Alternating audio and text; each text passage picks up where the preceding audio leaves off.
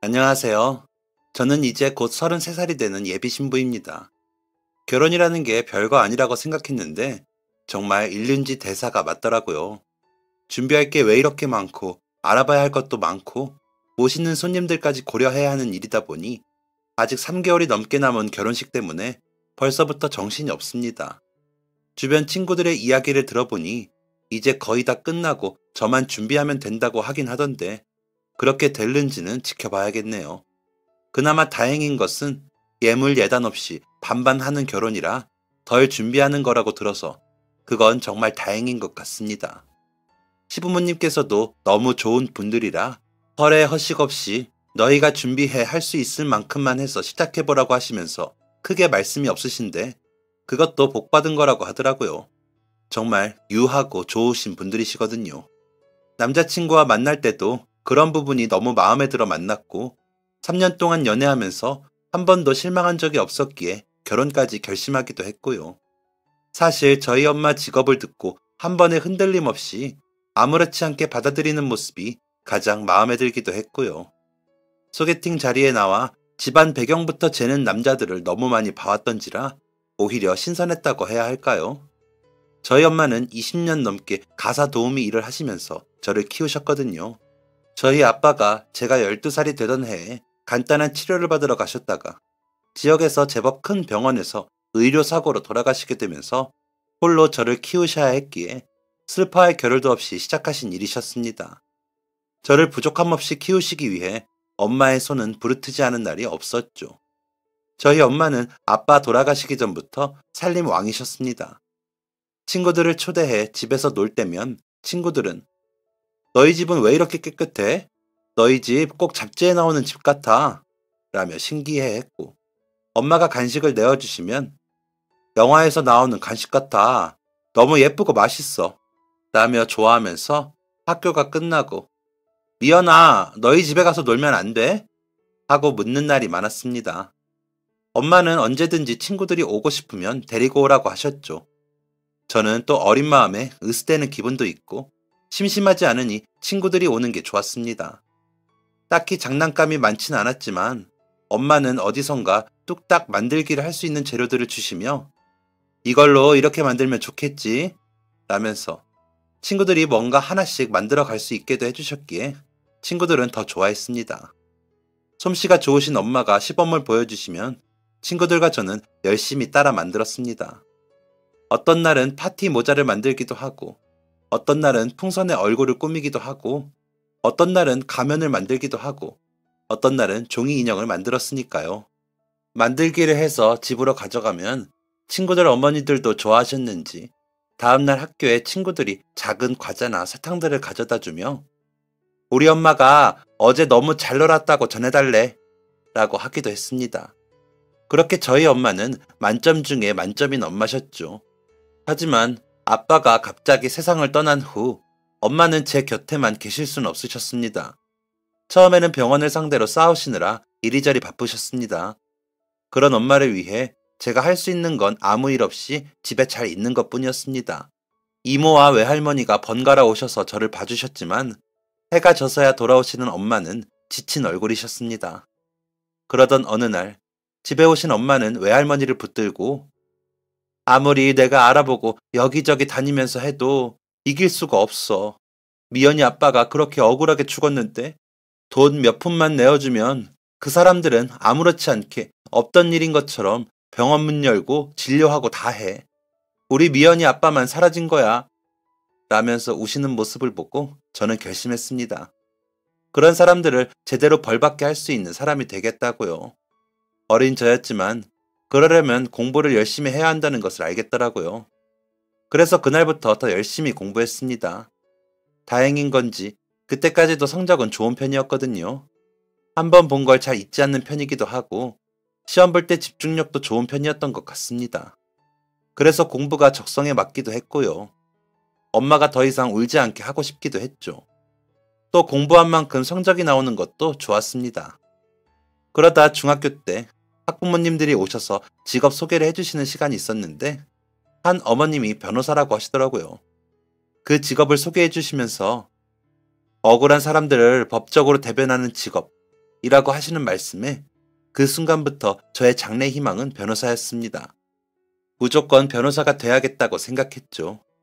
검사님이나 판사님도 계시지만 억울한 누군가를 대변해 줄 수 있다는 것에 변호사라는 직업이 너무 마음에 들더라고요. 엄마가 울던 그날 밤이 떠오르기도 했고요. 아빠도 생각났습니다. 저희 아빠는 진짜 딸 바보셨거든요. 엄마 말로는 6살까지 제가 아빠랑 있으면 걸으려고 하지를 않았다 하시더라고요. 안고 업고 이고 다니면서 우리 딸이 최고다 라고 하셨대요. 제 기억에도 아빠는 화를 내신 적이 거의 없었습니다. 단 한 번 엄마에게 셈이나 엄마 어깨를 제가 울면서 때린 적이 있는데 그때 한 번 화를 내셨어요. 엄마가 미연이를 키우느라 얼마나 고생을 하는데 엄마를 때려. 미연이 나빠. 라고 하시면서 화를 내셨죠. 저는 그런 아빠의 모습에 놀라 울음도 그치고 엄마 뒤로 숨었던 기억이 아직도 생생히 납니다. 너무 낯설고 무서운 아빠의 얼굴이었으니까요. 그러고 나서 그날 밤 잠든 저를 안고 사랑한다고 몇 번을 하시는 걸 제가 들은 기억도 납니다. 그 후로 아빠는 화를 내시기보다 제가 예의가 없거나 엄마에게 버릇없이 굴면 인상을 쓰시고 송미연! 이라며 제 이름 3글자를 부르셨는데 그것도 한 4번 정도 될까 싶네요. 아빠가 인상이라도 쓰시는 게 싫어서 제가 조심하기도 했고요. 생각해보면 아빠는 항상 엄마 편이었지만 그런 아빠가 좋았습니다. 저에게 잘해주시는 만큼 엄마에게도 잘하셨고 엄마와 사이도 좋으셔서 정말 행복한 가정이라는 생각이 들기에 좋은 모습을 많이 보여주셨거든요. 거의 모든 시간을 서로 마주보는 그 순간에 웃고 계셨고 다정하셨습니다. 주말이면 잠깐이라도 짬을 내서 저를 데리고 교회로 나가시기도 하셨고요. 의견이 달라 대화를 나누실 때도 언성이 높아지거나 인상을 쓰시는 법이 없으셨죠. 그래서 지금도 저는 아이가 태어난다면 저희 부모님 같은 모습을 아이에게 보여주고 싶다는 소망이 있기도 합니다. 너무 이상적인 부부의 모습이라고 생각하거든요. 세상의 모든 자식들이 부모님을 사랑하는 것처럼 저 역시 너무 사랑했습니다. 두 분을 다 닮고 싶었고요. 그래서 그분들을 실망시키고 싶지 않았고 그분들의 자랑거리가 되고 싶기도 했죠. 제 눈에는 너무 완벽한 두 분이셨거든요. 그랬던 저희 아빠가 한순간에 돌아가시고 엄마와 제가 장례식장에 앉아있는 모습은 정말 청천벽력과도 같았습니다. 12살의 어린 저는 실신하는 엄마를 붙들고 소리 없이 울었습니다. 이모와 외할머니가 엄마의 손발을 주무르며 우실 때도 저는 눈물만 뚝뚝 흘리며 울기만 했습니다. 믿어지지도 않았고 아빠가 어디선가 달려와 미연아, 왜 여기 있어? 얼른 나와. 아빠랑 떡볶이 먹으러 갈까? 하며 웃는 얼굴로 안아주실 것 같았거든요. 그럼 엄마는 엉엉 울면서 놀랐잖아요. 너무 놀랐어. 라며 저와 같이 아빠를 끌어안고 장례식 밖으로 나가는 상상을 얼마나 많이 했는지 모릅니다. 하지만 아빠는 사진 속에서 웃고 계실 뿐이었습니다. 더 이상 엄마와 저를 안아주시지도 이름을 부르며 달려오시지도 않으셨습니다. 그렇게 그냥 아버지는 저희 곁을 떠나셨습니다. 엄마는 아빠를 보내시고 소송에까지 시달리시면서 마음을 추스를 시간도 없는 채로 힘든 시간을 보내셨습니다. 하지만 그 와중에도 저를 보시면 웃으셨습니다. 그러던 어느 날에는 저에게 앉아보라고 앉히시더니 우리 미연이 엄마가 너무 소홀해져서 미안해. 이해해주는 것도 너무 고맙고 이제 조금 정리가 되긴 했는데 이제는 엄마가 일을 좀 다녀야 할 것 같아. 엄마가 이리저리 알아봤는데 엄마가 잘할 수 있는 일이 있더라고. 라며 뜸을 들이시더라고요. 그래서 어떤 일인데요? 라며 물었더니 가사 도우미라고 다른 집 음식이나 청소 같은 일을 돕는 일인데 라면서 열심히 설명하시려고 하시기에 엄마, 나는 엄마가 꾸며놓은 집이랑 음식들이 세상에서 제일 멋지고 맛있어요. 그런데 그걸 다른 집에도 해줄 수 있는 게 대단해요. 물론 엄마가 힘들겠지만요. 라면서 최대한 밝게 웃어 보였습니다. 그런 저를 엄마는 한참 바라보시더니 꽉 안아주시면서 고마워 우리 딸. 우리 딸이 엄마 마음을 이렇게 이해해줘서 너무 고맙네. 라고 하시며 우시더라고요. 이제 와서 솔직히 말해보자면 아빠도 안 계신데 엄마까지 제 곁에서 멀어진 건 싫었습니다. 갑자기 부모님 모두가 저와 멀어진 기분이었으니까요. 혼자나마 모든 걸 헤쳐나가야 할 것 같은 기분이기도 했고요. 마음속 깊이 외로움이 스며들었지만 그걸 엄마에게 들킬 수는 없는 일이었습니다. 저의 어리광을 받아주시려면 엄마가 더 고달퍼야 할 것 같아 그 마음을 펴낼 수 없었습니다. 그래서 저는 그 외로움이라는 공허함을 공부로 채우려고 애를 썼습니다.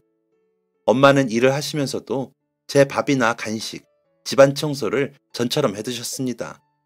다만 엄마만 집에 안 계셨죠. 더 이상 친구들은 집에 놀러 오지 않았습니다. 그래서 저는 더 외로웠지만 세상 그 누구에게도 들키면 안 됐습니다. 그 외로움은 공부로 채운다고 채워지는 건 아니더라고요. 저는 점점 더 차가워졌고 누구라도 쉽게 생각하게 하고 싶지 않았습니다. 친구들은 전과는 달라진 저를 낯설게 느꼈는지 전처럼 다가오지 않았습니다.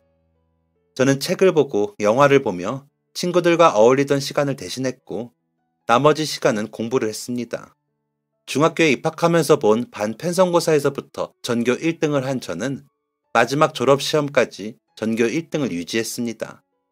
아이들은 저를 공부에 미친 애라고 말하기도 했습니다. 귀 막고 눈 가리고 책만 파던 저에게까지 그런 이야기가 들린 걸 보면 아마 저희들끼리 있을 땐 더 심하게 이야기하기도 했겠죠.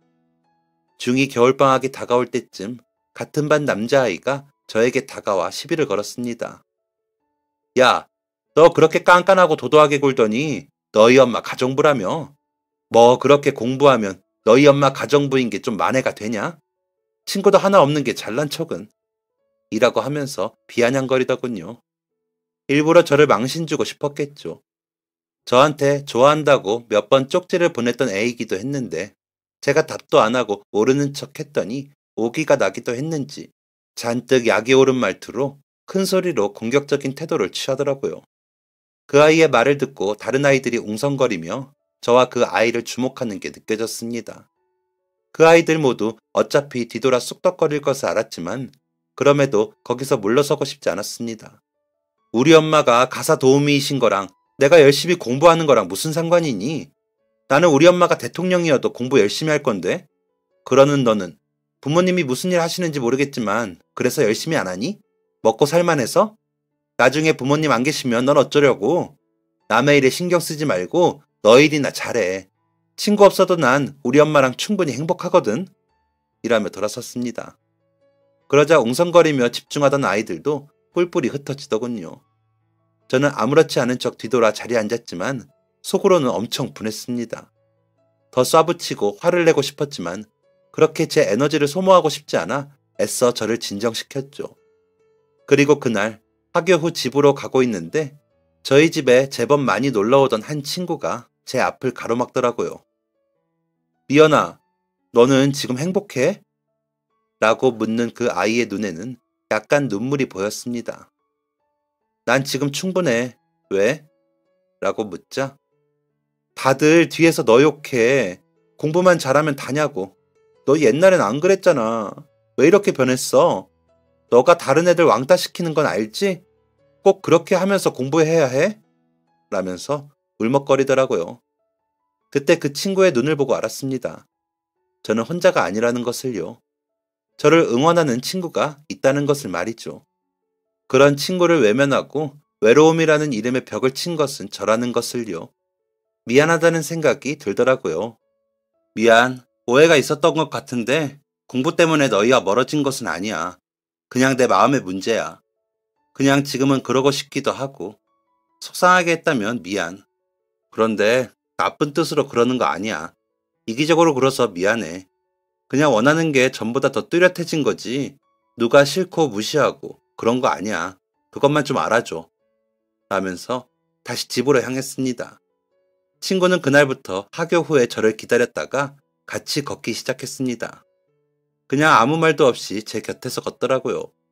제가 특별히 아는 척을 하는 것도 이상한 것 같아 본 척도 하는 둥 마는 둥 했는데 그냥 제 곁에서 그냥 걷기만 하더라고요. 그렇게 졸업 때까지 그 친구는 제 곁을 걸으며 학교를 했습니다. 저는 특목고에 진학했기 때문에 일반고에 진학한 그 친구와는 졸업식을 마지막으로 헤어지게 되었습니다. 제 졸업식에서 만난 그 친구 어머님과 엄마는 오랜만이라며 반가워하셨지만 저희는 간결하게 인사를 했습니다. 이제 진짜 너 혼자 학교 다녀야 돼. 라는 그 친구에게 고마웠어. 같이 걷던 학교길 즐거웠어. 라고 답했더니 전화해. 너가 전화하면 언제든 받을게. 난 너가 참 좋거든. 예전에 너네 집에서 놀던 것도 좋았고 너희 엄마랑 만들던 장난감들이 날 너무 행복하게 했었거든. 너랑 친구인 게 자랑스러워. 너가 변해서 아쉽지만 그래도 난 너가 좋았고 좋아. 넌 항상 배려하는 애였거든. 지금은 이렇게 헤어지지만 우린 나중에 더 이해하는 친구로 만나자. 그러니까 꼭 전화해. 알았지? 라며 제게 악수를 청하더라고요. 그 친구의 손이 참 커 보였습니다. 저보다 어른이더라고요. 그 친구가. 그렇게 각자 다른 고등학교에 진학을 하고 나서 가끔 문자로 안부를 묻는 사이로 지내게 되었습니다. 옛날에는 펜팔 친구가 있었다면서요. 그런 친구처럼 글로만 연락을 하는 사이가 된 거죠. 그 친구와 그렇게 주고받은 문자들 덕분에 저는 고등학교 생활을 잘 마칠 수 있었습니다. 고등학교에 올라가자 중학교 때와는 다르게 학교에서 지내는 시간이 많아졌고 집에는 밤이 돼서야 들어가게 되었습니다. 엄마는 이미 퇴근해 저를 기다리고 계셨죠. 아침에 나갈 때도 엄마가 배웅을 해주셨고 집에 돌아와서도 엄마가 계시다 보니 저는 더 이상 혼자 집에 있는 시간이 많지 않았습니다. 그러면서 마음이 좀 덜 외롭더라고요. 그런데 희한하게 덜 외로운데 누군가에게 마음을 기대고 싶다는 생각을 하게 되더라고요. 마음이 얼었다가 녹아 땅이 드러나 꽃이 피우는 것처럼 그렇게 누군가 곁에 있었으면 하고 바라게 되더라고요.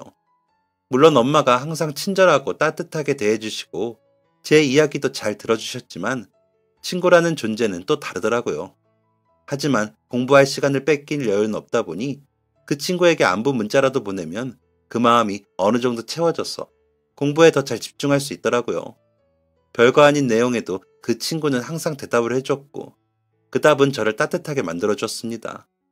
그냥 별거 아닌 인사여도 좋았습니다. 그러다 방학 중 하루는 만나 밥도 먹고 극장에 가서 영화도 보기도 했습니다. 제가 제 스스로에게 허락한 단 하루의 휴가였다고 할까요? 이미 비싼 학비를 내며 학교를 다니고 있었기에 엄마에게 용돈을 많이 받는 것이 미안해 아껴 써야 했기도 했고요. 저희 외할머니 말씀처럼 어린애가 애답지 못하고 늙은이가 들어앉은 것처럼 그렇게 지냈지만 저를 위해 애쓰시는 엄마를 보면 도저히 흐트러지게 살지는 못하겠더라고요. 아빠만 살아계셨어도 엄마가 그렇게 힘들진 않으셨겠지만 엄마는 항상 우리 미연이 같은 애가 어디 있다고 엄마는 자꾸 그래요. 그런 소리 하려면 오지 말아요. 엄마가 나 고생시킨 거 내가 미연이 아빠 만나고 잊고 살았지. 미연이가 아빠 닮아서 저렇게 의젓한 걸 감사해요. 라면서 제 편을 들어주셨습니다. 솔직히 외할머니는 좋은 엄마는 아니셨다고 해요. 엄마가 어릴 적부터 외할아버지 몰래 밖으로 도시면서 엄마와 이모 돌보는 걸 게을리 하셨다고 하더라고요. 그런 외할머니를 대신해 엄마가 집안일을 하다가 이런저런 시도들을 하면서 집안일에 취미를 붙이셨다고 하더라고요. 커튼도 만들고 쿠션도 만들고 하는 게 너무 좋아서 인테리어 소품 공방에서 일을 하시다가 인테리어 일을 하시는 아빠를 만나 결혼을 하셨다고 하더라고요. 아빠는 젊은 나이에 따로 매장을 내시고 일을 시작하셨는데 엄마를 보고 한눈에 반해 엄마가 일하시는 공방 물건들을 거래하시면서 일부러 더 자주 찾아오셨다고 하더라고요. 엄마는 처음에는 저 사람이 왜 저러나 싶어 무서웠지만 점점 정이 붙어 연애를 하셨는데 친할아버지가 반대를 엄청 하셨다고 하더라고요. 미리 집안에서 정해놓은 혼처자리가 있었는데 어떤 집안인지 알지도 못하는 집안이랑 사돈 맺는 건 절대 못한다면서 반대를 하셨다고 하더라고요. 엄마는 그 이야기에 아빠와 헤어지려고 했던 게 외할아버지가 돌아가시고 또 정신을 못 차리는 외할머니가 너무 부끄러워 포기하고 싶으셨대요. 하지만 아빠가 엄마가 아니면 결혼도 안 하고 그냥 죽겠다고 고집을 부려 하는 수 없이 결혼을 허락하셨는데 나중에는 친할아버지가 엄마를 더 좋아하셨답니다. 엄마 손이 너무 야물어 그 솜씨를 보신 할아버지가 인정을 하셨던 거죠. 그러다 제가 태어나던 해에 갑자기 편찮으시기 시작해 저희 엄마가 저를 업고 할아버지 병수발을 했는데 돌아가시면서 엄마 손을 꼭 잡고 내 며느리 해줘서 고맙다 하시면서 돌아가셨다고 하더라고요. 아빠를 낳으시다가 돌아가신 할머니를 잊지 못하시다가 재혼도 안 하시고 아빠만 보고 사셨던 분이시라는 걸 엄마도 알았기에 잘 해드리고 싶었는데 정 붙이자마자 돌아가셔서 엄마는 너무 서운하고 속상하셨다고 하더라고요. 처음엔 냉랭하셨어도 막상 결혼하고 집안 식구로 인정하시고 나서는 엄청 잘해주셔서 더 그랬다고 하더라고요. 친정에서 받지 못한 부모정을 할아버지께 받았다며 엄마는 외할머니께 미연이 아빠 그렇게 되고 어린 미연이 부탁할 데 없어서 엄마랑 왕래하는 거지. 아니었으면 엄마랑 오래 보고 싶지도 않아. 그러니까 미연이 마음에 상처될 소리 하려거든 오지도 마요. 선미도 엄마랑 아는 척 하기 싫어서 우리 집 안 오잖아. 우리 미연이가 얼마나 장한 애인데 괜히 트집 잡고 그래? 라며 예민하게 말씀하시기도 하셨습니다. 가끔 저거 아니면 제 엄마 새 출발해도 될걸. 아직 젊은 애가 남의 집 일이나 다니고 있으니 내 속이 아니다. 라며 혼잣말인 듯 아닌 듯 말하는 외할머니의 말을 전하지도 않았는데 엄마가 그러시니 저도 외할머니가 그다지 좋진 않았습니다. 그러다 보니 점점 왕래가 없어졌고 이모만 가끔 오고 가는 사이가 되었죠. 그럴수록 엄마와 저는 더 돈독해졌습니다. 세상에 둘만이 서로 의지하고 살 수 있는 존재라는 생각이 더 들기도 했고 실제로 엄마가 아니면 저는 아무도 없었으니까요. 문자를 하는 친구에게 또 의지를 하긴 했지만 그래도 엄마만큼은 아니었습니다. 제게 항상 최우선은 엄마였고 엄마에게도 제가 그렇다는 것을 믿어 의심치 않았습니다. 아빠의 기일이 찾아올 때면 엄마는 저 몰래 우시기는 했지만 저와 아빠의 묘지에 다녀올 때는 여보, 우리 미연이가 이제 아가씨 같지? 당신이랑 아버님이 지켜주시는 덕에 우리 잘 지냈어요. 다음에 올 때까지도 잘 부탁해요. 라며 웃으며 말씀하시곤 하셨습니다. 저는 그 말을 들을 때마다 더 열심히 공부하고 제가 할 수 있는 최선을 다해야겠다는 결심을 했습니다. 그래야 아빠도 엄마도 실망시키지 않을 수 있을 테니까요. 엄마는 안 그래도 마르신 분이 점점 더 마르시더라고요. 저러다 남의 집에서 쓰러지진 않을까 걱정이 될 만큼요. 식사도 제 절반만 하시고 주무실 때도 거의 기절하듯이 주무셔서 가끔 엄마 코 밑에 손가락을 대어볼 정도였습니다. 얼른 성공해서 엄마 일 그만하시게 하는 것이 제 꿈이자 목표였습니다. 그래서 더 열심히 공부했습니다. 엄마는 그런 제가 걱정되셨는지 각종 영양제며 보약을 챙기셨는데 정작 엄마의 것은 없었습니다. 그게 너무 속상해서 엄마 나는 괜찮아. 엄마 좀 챙겨 먹어. 엄마 마른 것 좀 봐. 이러다 쓰러져. 라며 잔소리를 하면 아유 엄마가 이래봬 또 강골이다. 살찌면 몸이 둔해져서 일하기가 더 힘들어. 집안일도 사람이 날래야 잘하지. 봐봐 엄마는 다 근육이야. 라며 가냘픈 팔뚝에 알통이라고 보여주시는 엄마였습니다. 그런 엄마에게 엄마 이 약들 다 같이 안 먹으면 나도 안 먹어. 같이 먹어. 라면서 억지로 드시게 하기도 했습니다. 세상에 엄마뿐인데 엄마가 스르륵 사라질까 두렵기도 했고 걱정도 됐으니까요. 문자를 주고받는 친구에게 이런 이야기를 하며 너는 요즘 어때? 요즘 통 너 얘긴 안 한다? 라고 물었습니다. 그때가 고2 겨울방학을 앞두고 있던 터라 수능 전까지는 마지막 방학을 앞두고 있으니 이번 방학에는 조금 더 신나는 걸 해보자고 말하려고 연락을 했었을 때였습니다. 그러자 나? 나야 뭐 뻔하지. 성적은 안 나오고 엄마는 잔소리하고 아빠는 유학 가래. 여기서 안 되는 거 붙들고 있지 말고 나는 정말 왜 이 모양일까? 미연이 너처럼 알아서 공부 잘하면 얼마나 좋아. 라는 답변이 돌아오더군요. 신세 한탄만 한다고 달라지지 않는다는 생각이 들었습니다. 그래서 주제넘게도 그 친구에게 공부에 대한 조언을 몇 마디 했습니다. 몇 가지 보냈는데 답이 없던 그 친구가 그래, 너는 알아서 잘하니까 이런 내가 한심해 보이기도 하겠지. 앞으로 시간 뺏기지 말고 공부 열심히 해.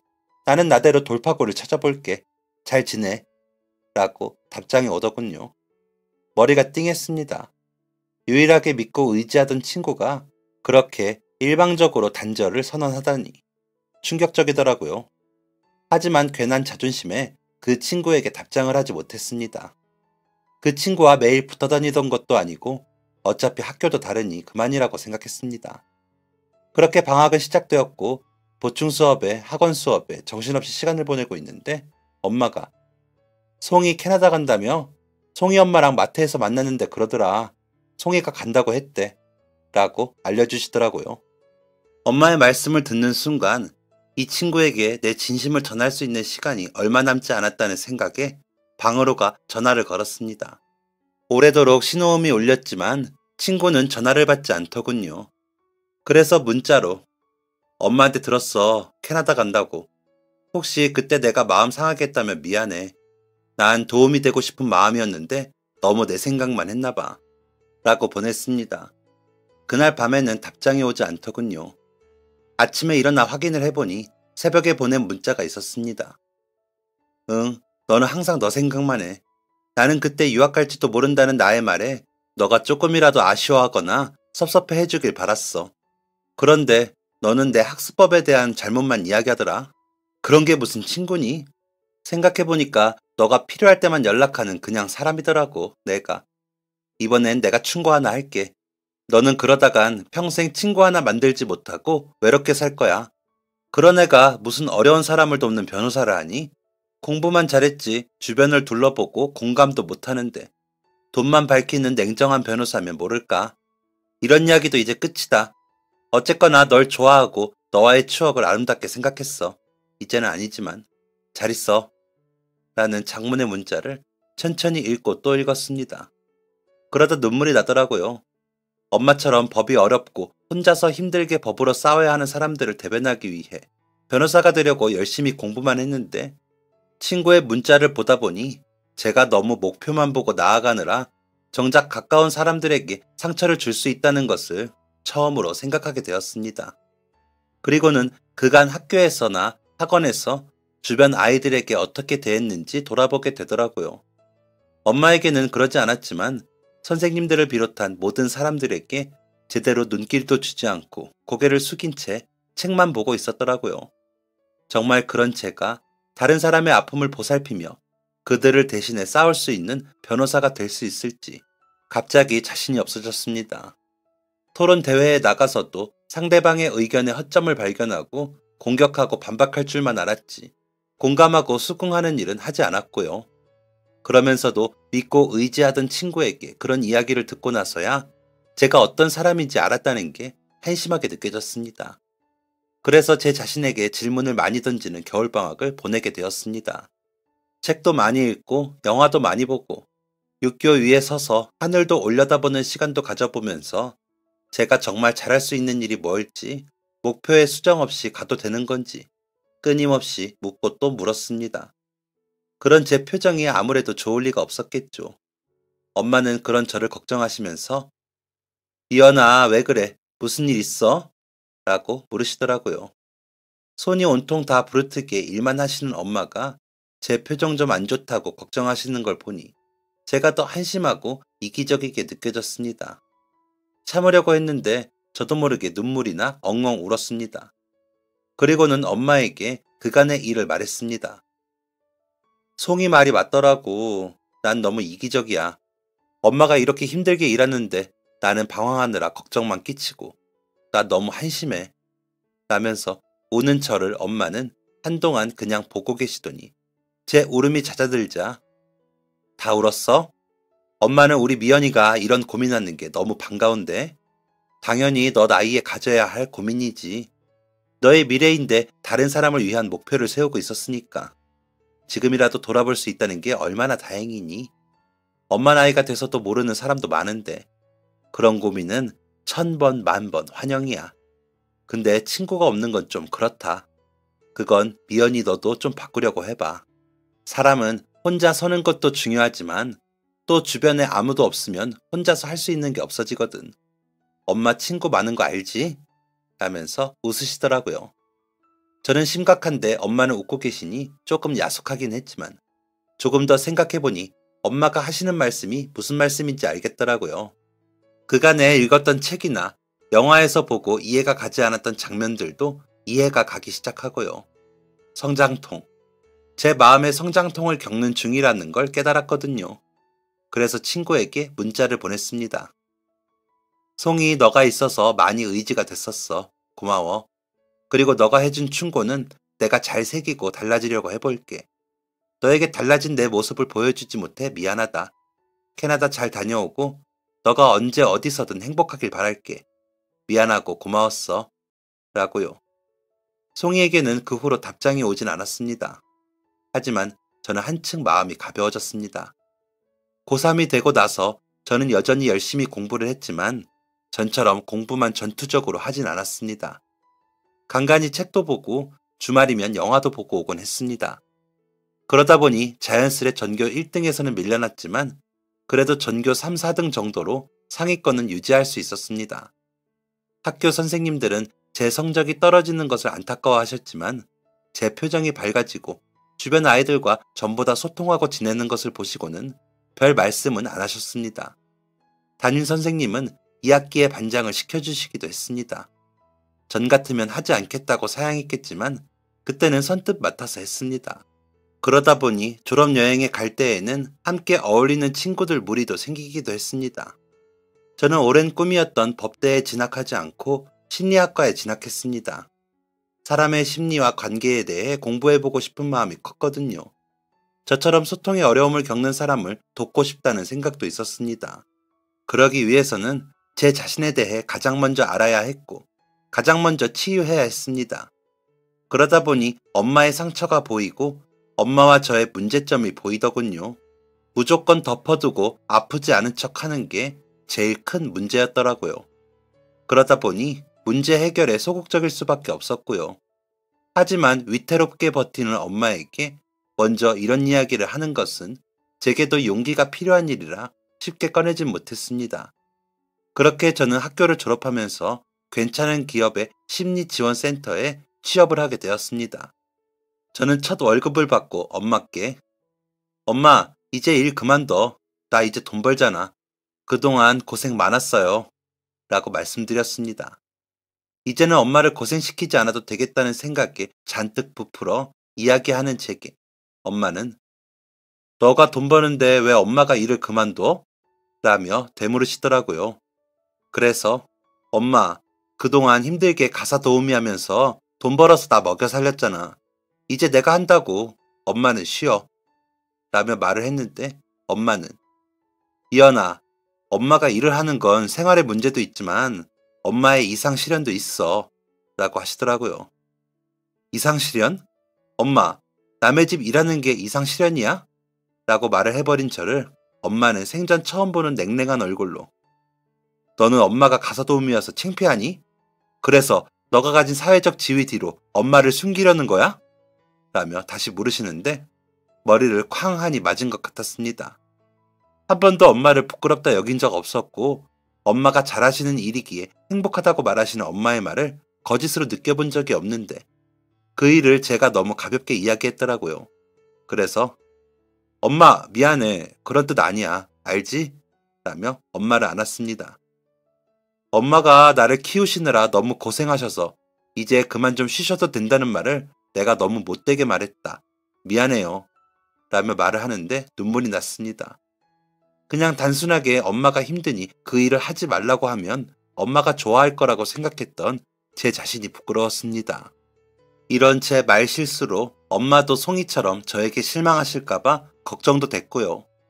하지만 엄마는 우리 딸이 얼마나 고생해서 회사 들어갔는지 알지. 그런데 미연아, 엄마는 아직은 더 일하고 싶어. 이제는 엄마 노후도 준비해야 하는데 그 노후를 너한테 의존하고 싶지 않아. 그리고 전에도 말했지만 엄마는 이 일이 좋아. 라며 저를 꽉 안아주시더라고요. 그렇게 대화가 끝나고 엄마에게 힘들면 쉬어도 된다고 말씀을 드리긴 했지만 일 다니시는 걸 적극적으로 말리진 못했습니다.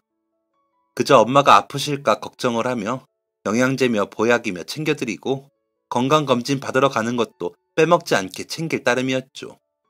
일도 열심히 했습니다.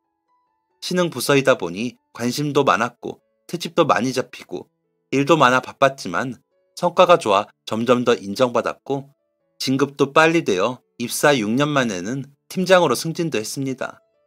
팀 조직이 어느 정도 자리 잡았다 싶었을 무렵 입사 때부터 저를 예뻐해 주시던 부장님께서 소개팅을 주선하셨습니다. 처음에는 거절을 했지만 적절히 거절할 이유를 못 찾아 예의상 나간 자리에서 지금의 남자친구를 만나게 되었습니다. 30살이 될 때까지 제대로 된 연애도 못한 저에게는 첫 남자친구였죠. 솔직히 연애는 포기를 하고 있었기에 갑자기 생긴 남자친구라는 존재에 처음에는 적응을 못했습니다. 그런 저에게 남자친구는 한 번도 짜증을 내거나 화를 내지도 않았을 뿐더러 재촉하지도 않더라고요. 만나면 제가 편하게 웃고 쉴 수 있도록 해주었고, 그렇게 3년을 만나다 결혼 이야기를 꺼내면서도 미연 씨가 원하지 않으면 난 그냥 이렇게 만나기만 하는 것도 좋아. 하지만 나는 미연 씨와 가정을 이루고 아이도 낳고 싶어. 그러기 좋은 적기가 지금인 것 같아. 라며 프러포즈를 했습니다.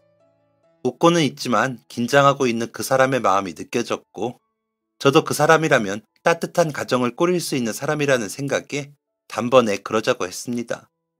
그리고 저희 엄마에게 먼저 인사를 시키려고 했는데 외할머니가 아프셔서 입원을 하시는 바람에 계속 미뤄지게 되었습니다. 남자친구 부모님께도 조만간 인사를 가겠다고 해놓은 터라 그럼 남자친구 집에 먼저 인사를 하자고 이야기가 나와 그러자고 했죠. 엄마에게도 미리 말씀을 드렸고요. 엄마는 아이고, 안 그래도 이번 주는 나가는 집에 일이 있어서 나가서 도와드리기로 했어. 오랫동안 뵌 사모님이라 계속 기다리시게 할 수는 없으니까 먼저 인사하고 나는 다음 주나 그 다음 주에 보자고 해. 인사 잘하고 와. 라며 웃으며 말씀하셨지만 저는 좀 속이 상했습니다. 그래도 잡힌 약속이니 웃는 얼굴로 잘하고 오자 싶어 꽃바구니와 과일바구니를 주문해봤다가 가지고 남자친구 집으로 갔습니다. 집으로 들어서는데 원래도 어렵지 않은 집인 건 알았지만 생각보다 더 넓은 집에 조금 놀랐습니다. 현관까지 나와 반겨주시는 남자친구의 부모님은 인상이 너무 좋으시더라고요.